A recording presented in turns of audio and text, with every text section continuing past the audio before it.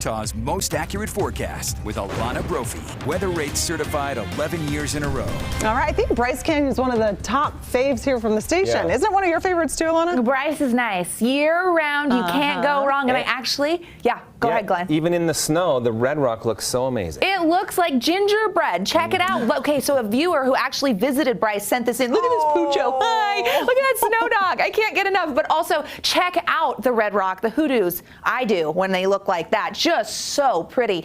And we are expecting more snow down there in southern Utah. Thank you to John Serlin for sharing that. In the north, it was a different story. It's the fog, and this is the fog layer from above the Oakers. These are the peaks of the Oakers. Matt Solom catching this one in a plane, and you can see that fog throughout northern Utah. Just really cool shots. So a different story, a tale of two cities in the north than what we're seeing in the south. But we're not done with the fog. It is going to reform for your morning commute. We've got a storm for the south, bringing the chance of more snow, not just for Bryce Canyon, but the surrounding areas. We'll talk avalanche danger and that active pattern right around the corner. Okay, air quality wise, we do anticipate moderate air in Salt Lake County up to the Cache Valley area, as well as Box Elder and Weber County. Now, these areas are prone to fog because that water vapor condenses on the solid of the air pollution, makes it a lot easier. So tomorrow, air quality will be compromised in those spots. Bryce Canyon, how pretty are these skies? It's a live look right now. More snow on the way. Looks very festive. It's one of the areas looking at accumulating snow. Why? Well, here's the answer. We've got this upper level low, and it's been the weather key player for the last several days. It's tracking inland. It's weak, but it is pulling moisture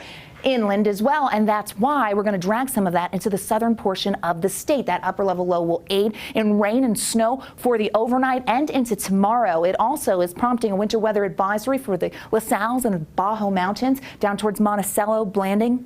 As a result, we're expecting 4 to 10 inches in those areas. That is in effect until 6 a.m. Not a tremendous amount of snow, but these are areas that don't typically pick up snow. So as you look, 1 to 3 inches in our mountain valleys. Loa, Panguitch, I'm looking at you. And we also know that Highway 89 from Kanab to Lake Powell will be impacted. Also, Utah roads 95 and 276. That's from Hanksville down towards Bullfrog, Big Water. All those spots could see some light snow. Area of high pressure in southern Idaho, but we're dragging that moisture in. Watch the clock in the corner of the screen by 11 a.m. It's in southern Utah, higher elevations. Valley rain, St. George could get some of that. We watch as that moisture surges further north towards Castle Country, just over the mountains near Utah County. Nephi could see some snow, and the Basin by tomorrow evening. That high pressure takes over, but doesn't stay for long. We get another front, a quick hitter of a storm on Friday. Here we are by noon for the Wasatch Front extending down towards Utah County. Moves through quickly, not tremendous, but a larger storm taking aim at us at the end of the weekend and into next week, and that does promise the potential of some accumulating snow, so a heads up there.